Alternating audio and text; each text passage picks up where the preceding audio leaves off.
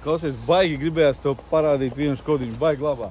No, vismaz krāsa, modelis, sedans, automāts, 2-litrīgs dīzels, nav 1.6. Ļoti labā stāvoklī mašīna. Jā, nu šitā ir tieši tāda tautiska mašīna. Ļoti kopa mašīna. Klimata kontrola, kaut kāda navigācija viņiem, man pat liekas, ka viņiem bija kamera atpakaļ.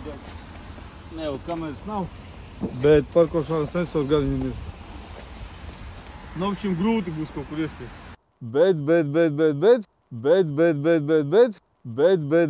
Bet. Ar aizmuguri. Jā.